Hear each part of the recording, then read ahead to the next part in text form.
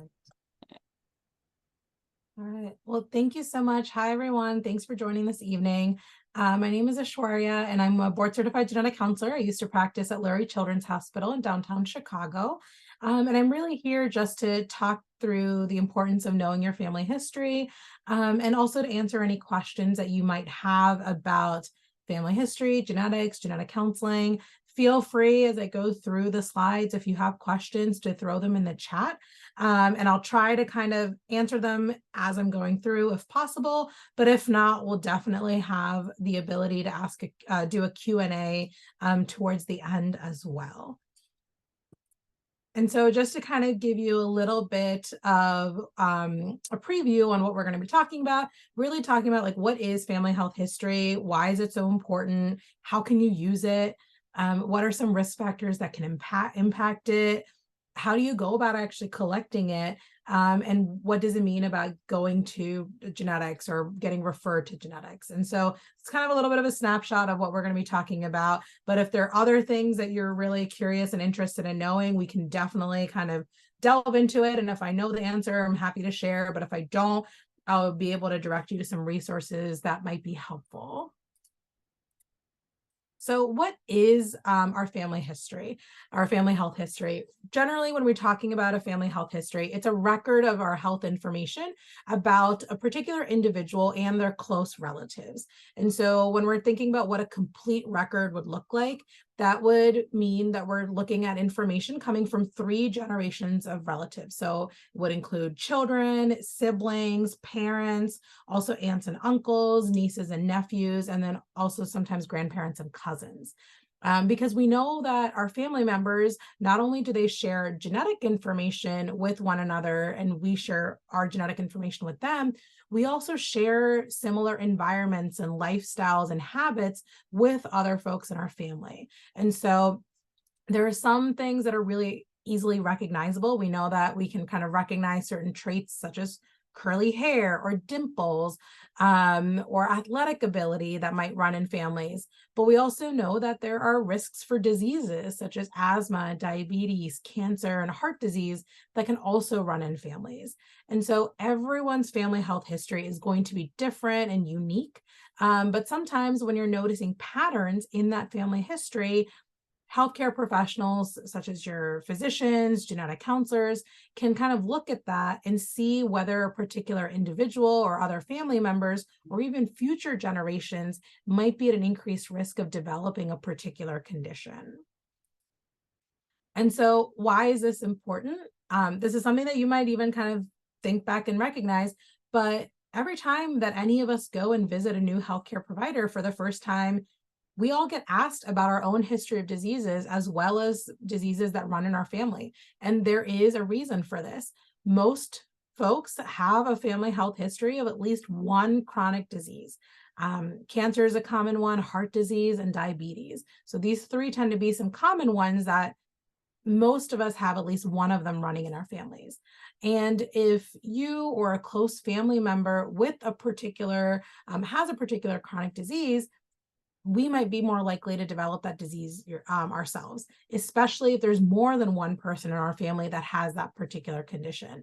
And so being aware of this and being aware of what might be in our family is really important, because we can start having conversations with our healthcare providers about what that means for us. And some of these diseases do have a genetic component to that.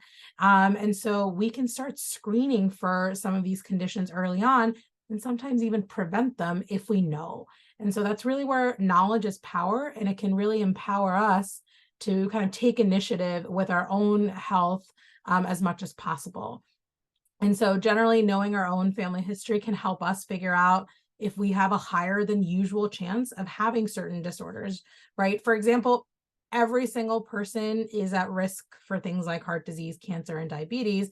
But say you know that breast cancer, for example, runs in your family, and there's a lot of individuals in your family that have breast cancer. Well, if you know that and it's something that you can tell your provider, you might be eligible to start breast cancer screening at an earlier age than what the current recommendations are for the general population. And so this is where things like knowing and having those conversations with family can be really important and helpful.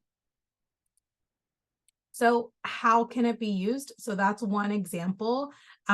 So these are actually some tips from one of the physicians at Northwestern Medicine on how family history is used. One of the things, if you have a history of high blood pressure or high cholesterol in your family, then you can change your lifestyle and your habits to reduce your risk of developing those diseases. Or, as I mentioned, if you have a strong family history of cancer, such as colon cancer. That's another example. Your provider might say, you know what, we're going to start colonoscopies earlier, and we're actually going to do them more frequently than what we do in the general population. And then for things, this is something that we're starting to see more conversations happening. And I think the stigma is going away a little bit. But for family history of mental illnesses, like anxiety, depression, family history can inform treatment with medication.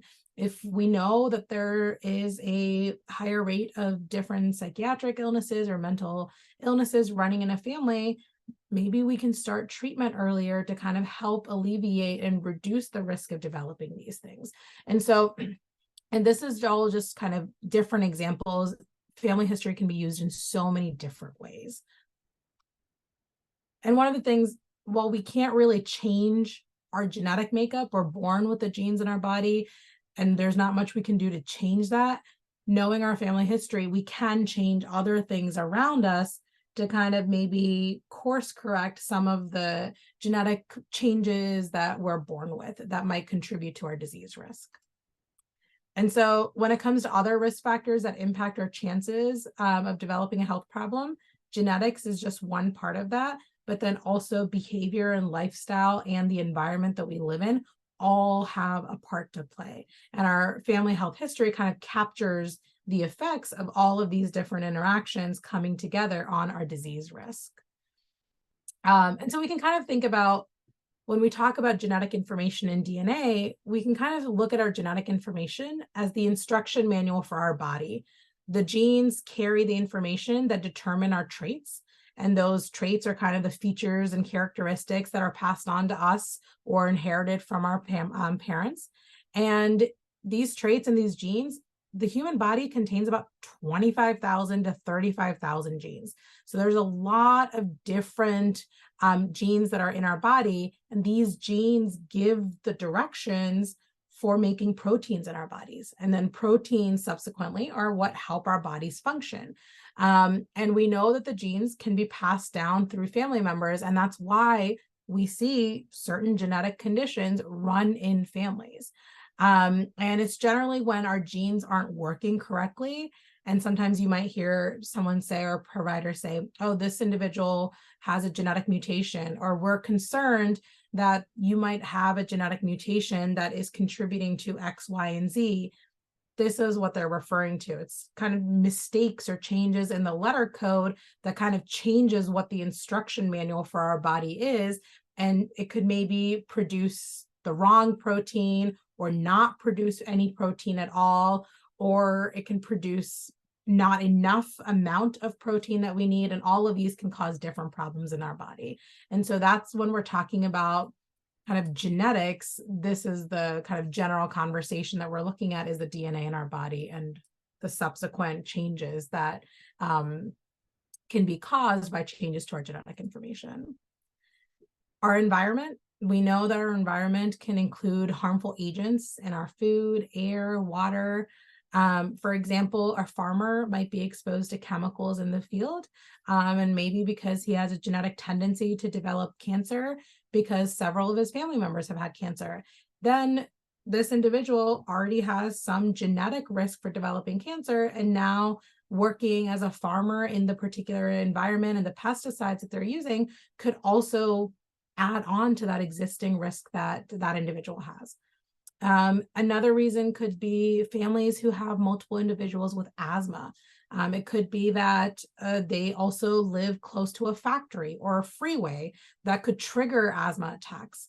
And they already have this higher than general like average risk because they have multiple family members.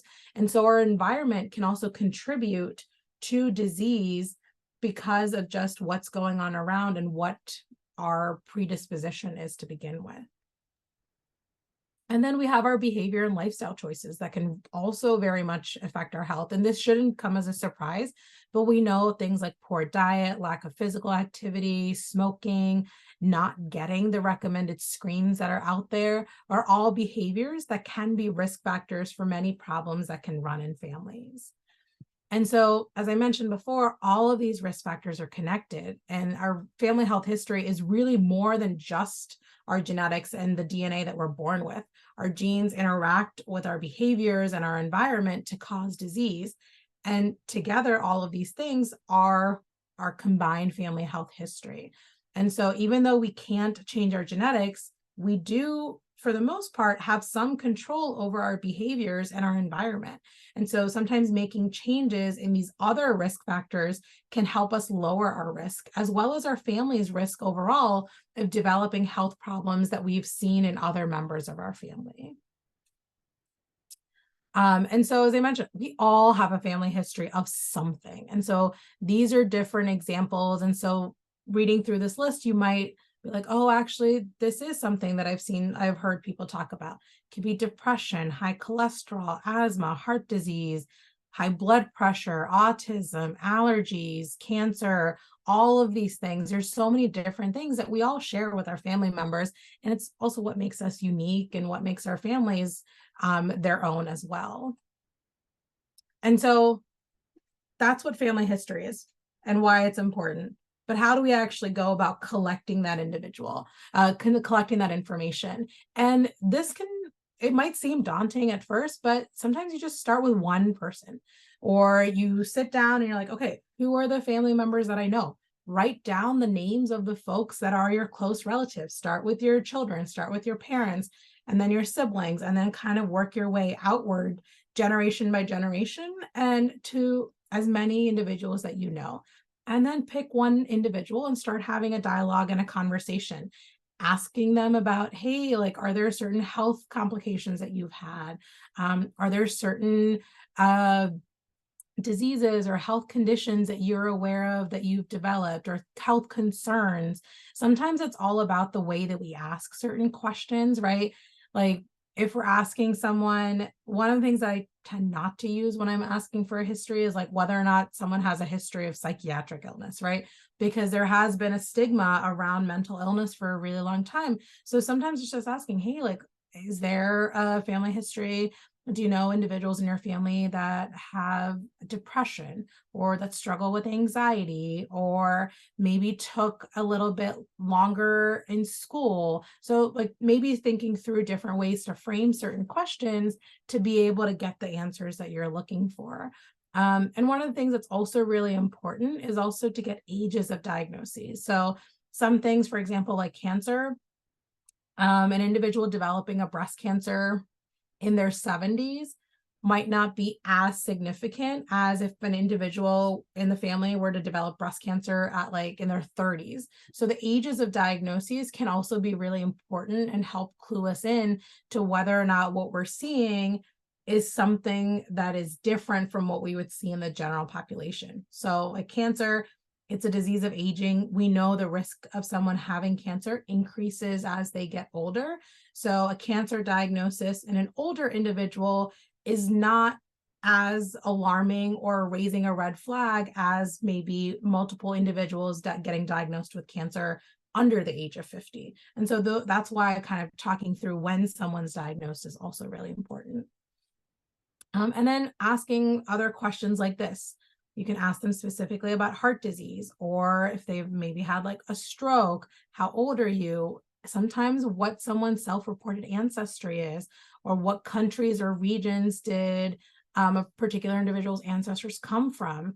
If someone passed away, what were the causes and ages of death?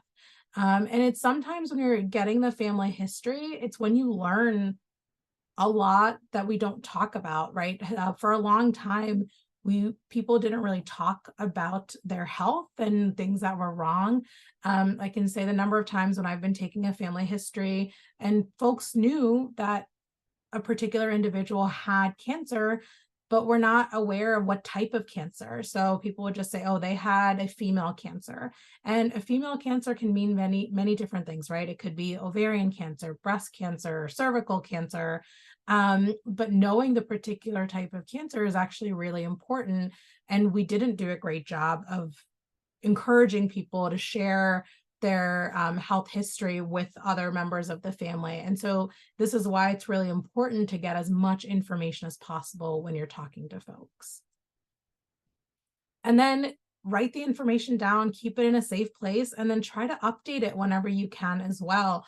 As you get more information, you make sure that you're keeping track of it. There are online tools. So My Family Health Portrait is a web-based tool. So you can kind of organize everything online. And this is also going to be super helpful if you ever need to share it with a provider, or if another family member has these questions and you can say, hey, I've already done the collection. Maybe we can all keep this information up to date.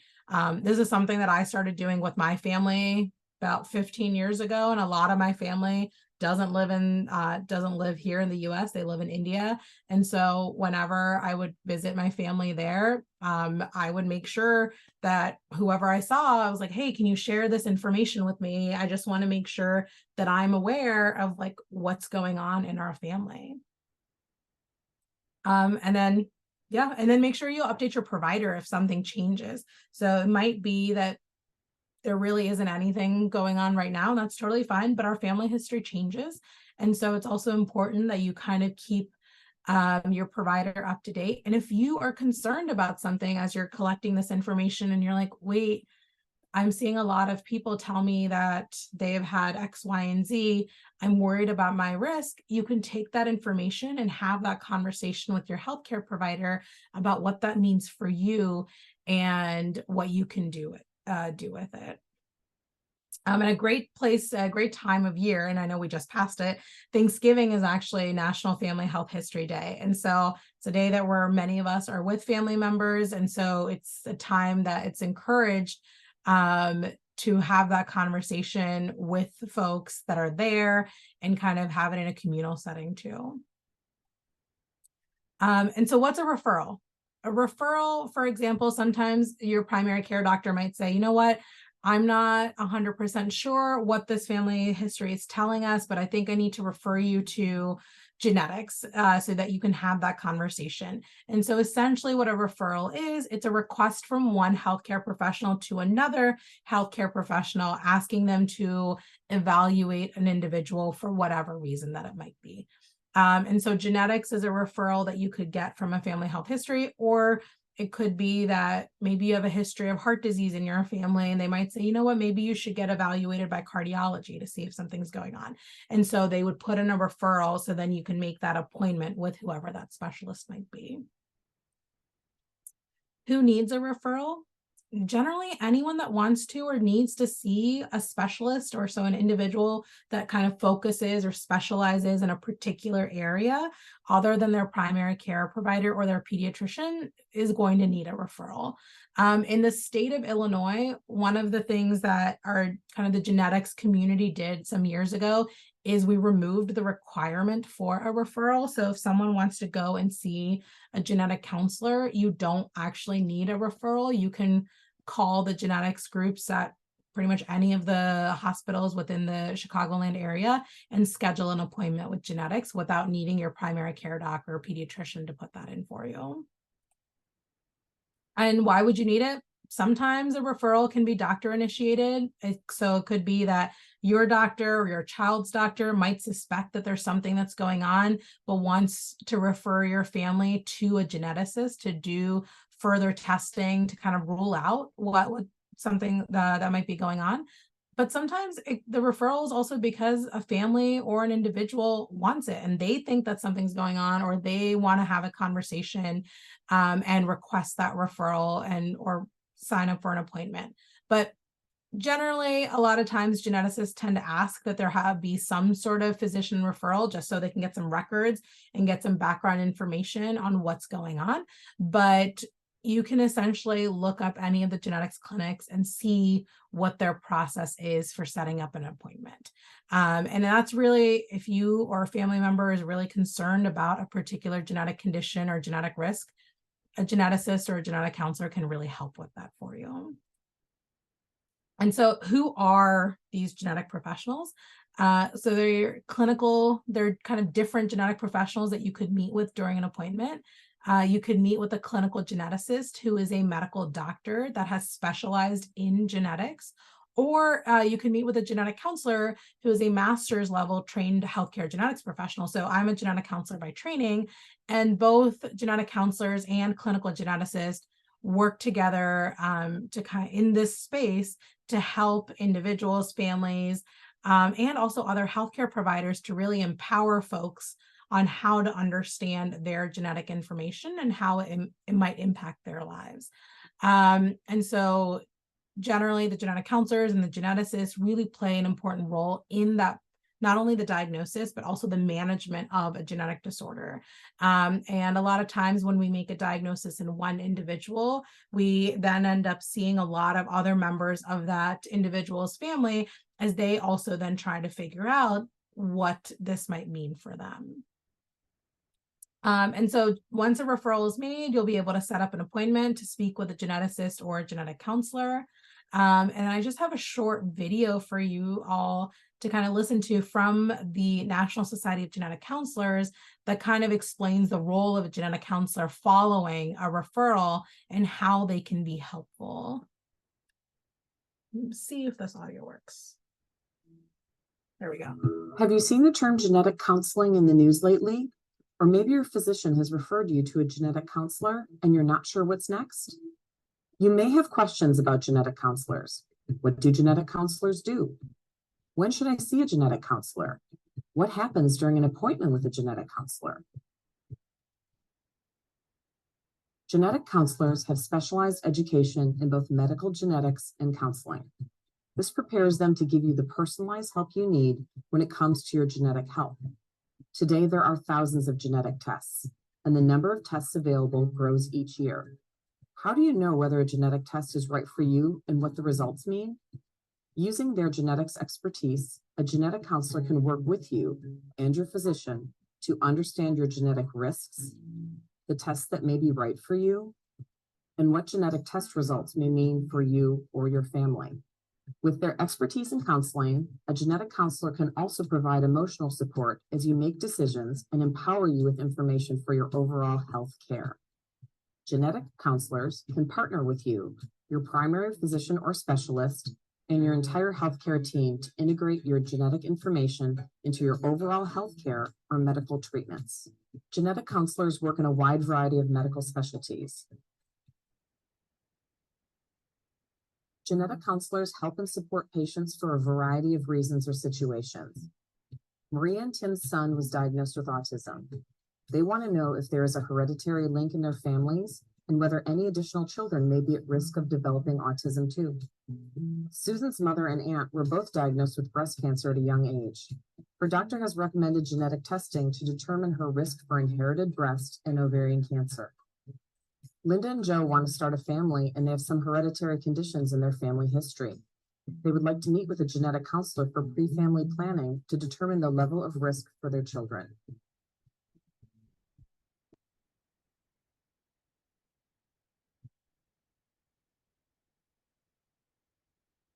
After you make your appointment, you can start to prepare. Think about questions you have for your genetic counselor. Outline your family's history of health conditions. Note any questions you have about inherited risks. Think about any of your lifestyle factors that might impact your health. At your appointment, you will review your questions, family history, and inherited risks.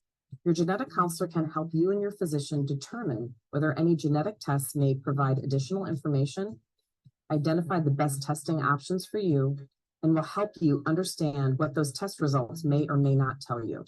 You will also review how the results may be used along with healthcare and support options based on possible results. If you do move forward with genetic testing, your genetic counselor can help you understand what to expect. Many genetic tests are done through a simple blood sample. Once your test results are ready, Your genetic counselor will help you interpret the results and what they mean for you and your family. They may discuss follow-up tests that could be ordered based on your results, or you may need to schedule follow-up appointments with your genetic counselor. You may talk about any medical or lifestyle options or family planning.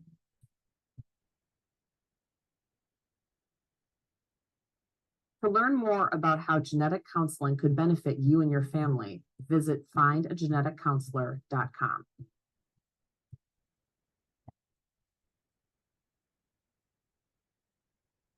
Have you seen the term genetic counseling? There we go.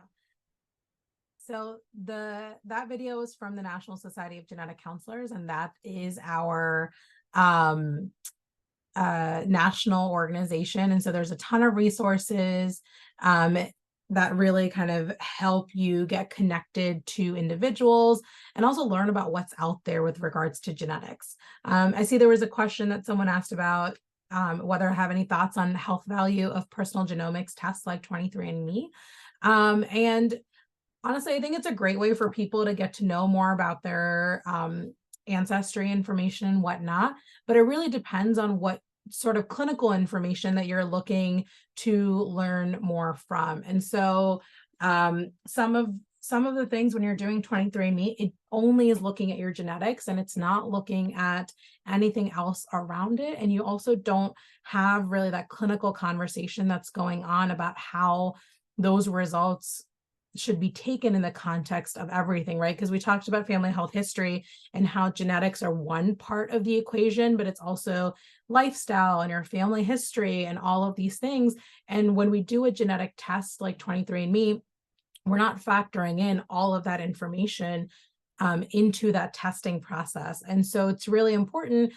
I know there's so many millions and millions of people that have done 23andMe, Ancestry.com, and these other tests that are out there. And it's great to see so many folks are interested in the information. But I think it's also valuable to make sure that you're also having the discussion in conjunction, if you're going to do something like that with your provider, to make sure that there's not something that's being missed.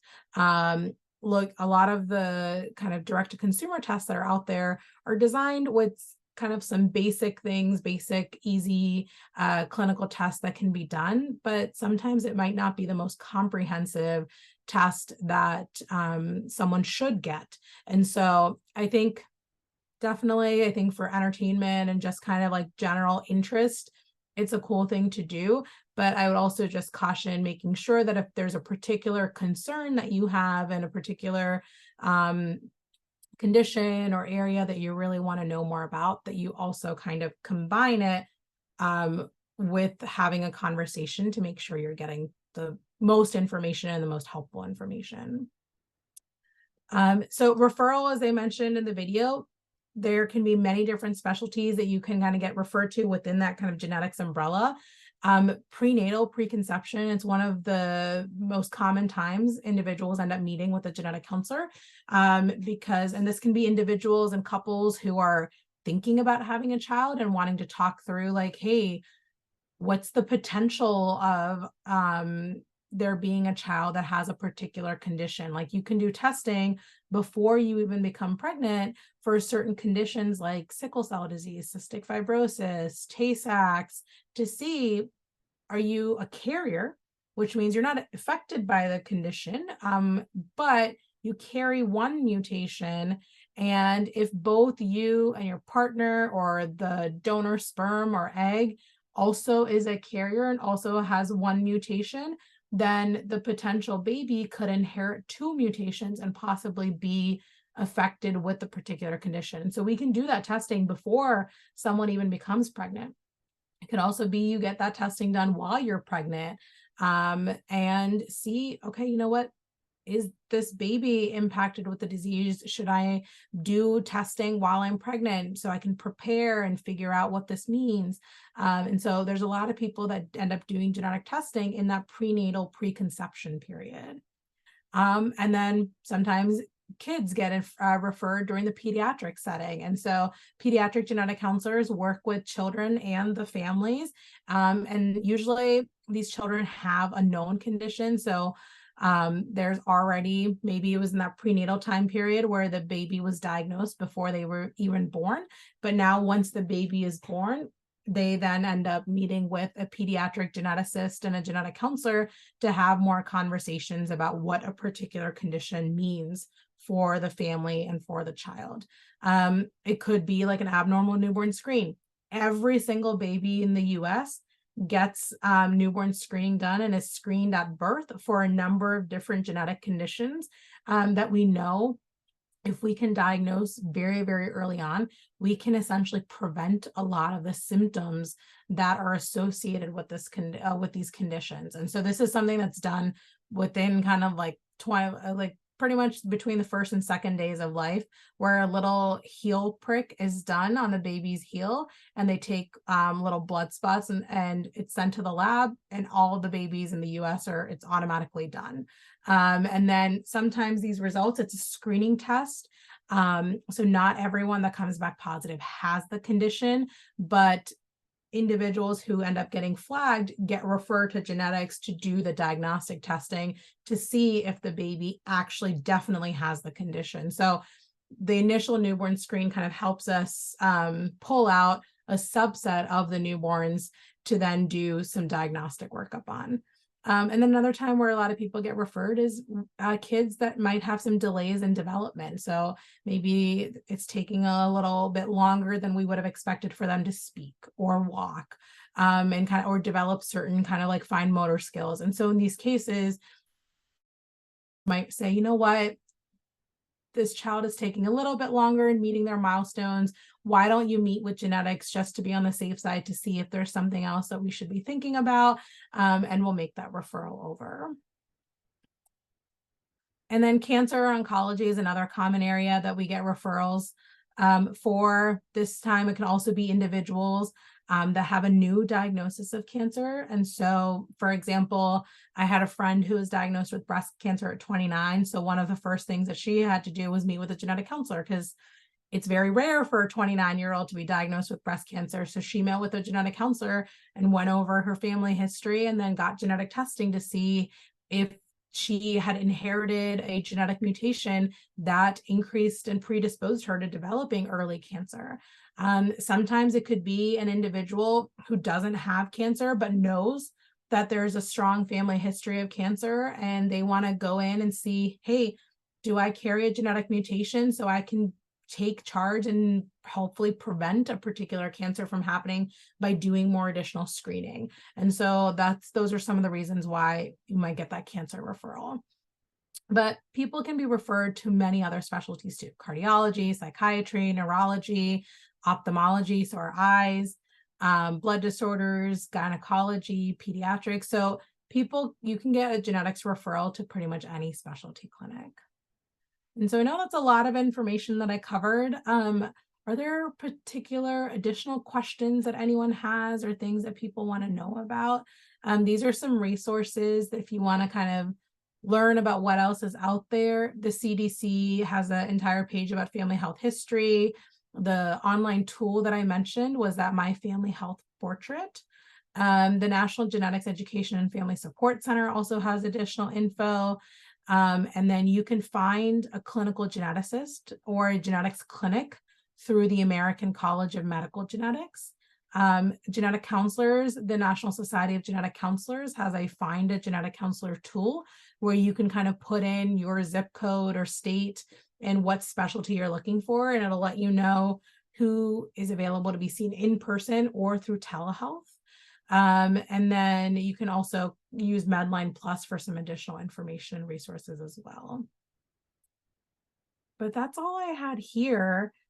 Any thoughts, questions, things that you guys were curious about as I went through this info?